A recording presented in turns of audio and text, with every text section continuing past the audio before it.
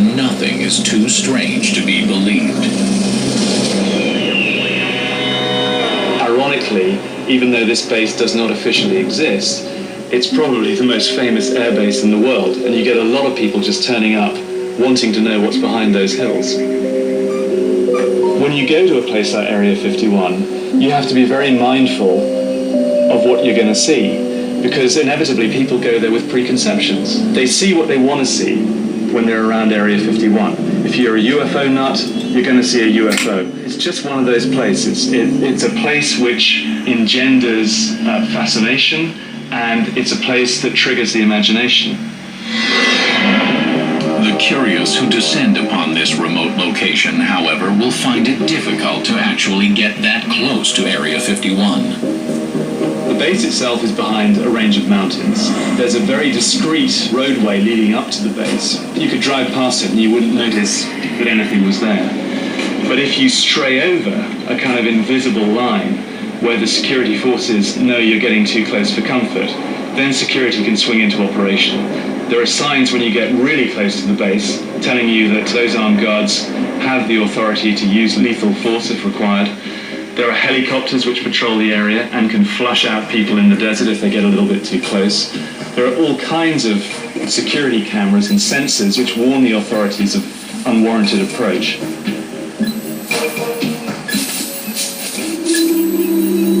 At one time, it was possible to get a look at the base by climbing the nearby mountains. But in 1995, the government withdrew access to public lands that surround the facility and declared the most popular observation points off-limits.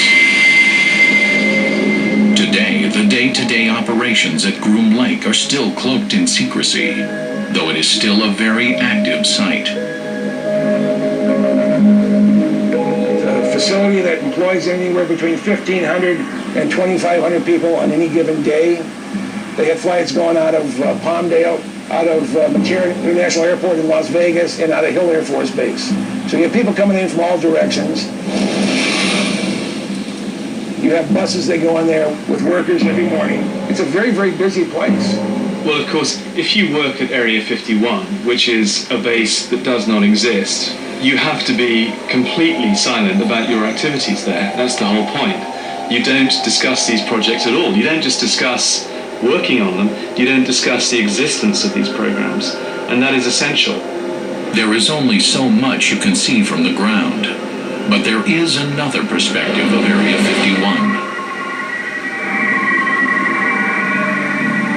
Global Security is a non-profit Virginia-based think tank that analyzes satellite images of military and industrial installations from around the world. We asked them to examine a satellite photo of Area 51 and evaluate the expansions and improvements that have occurred since 1968. You can see the change that's taken place at this base over this period of time. The most significant portion of this is the addition of the new runway right here. The original runway at Groom was 18,000 feet long, which is almost twice as long as a normal commercial international airport runway. And the reason for all that overrun is with the SR-71 test program, they wanted to have lots of extra space in case they lost the brakes or something went wrong. And you can see in the new image that there was an extension sometime in the 1970s or 80s. And then in the early 90s, an entirely new runway was built. This new runway is the longest in the world. Why has it been built at Area 51? Is it possible that it was designed to accommodate a new top-secret spy plane? A plane the government claims does not exist. In 1991, there was a series of unexplained sonic booms in the Southern California area, literally shaking windows. Seismologists estimated that the aircraft that produced the booms were flying between Mach 3 and Mach 4, up to 4 times the speed of sound. During this period, there was also a dramatic surge in reports of strange-looking, fast-moving aircraft around Groom Lake. same time, the Air Force abruptly canceled the SR-71 Blackbird program.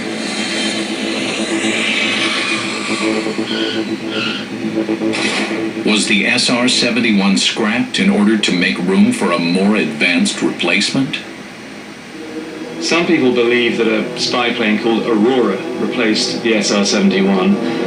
Rumors have it that this aircraft was developed in secret, was extremely high-flying, fast-flying. In the early 1990s, Aviation Weekly published reports of an aircraft observed in the night sky at extremely high altitude. Could this be the Aurora?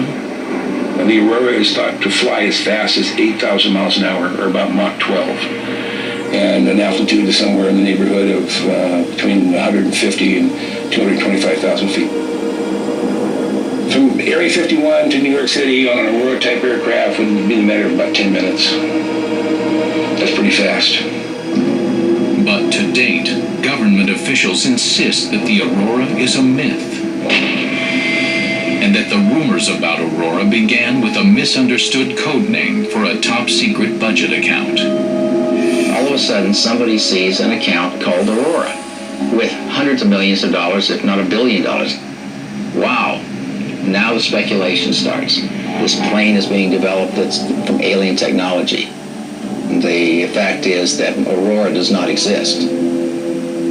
There is absolutely no evidence that Aurora exists beyond some circumstantial evidence that the US Air Force needs something to replace the SR-71 Blackbird. But others insist that the Aurora is real. According to James Goodall, Lockheed's Ben Rich indicated that there was in fact such a plane.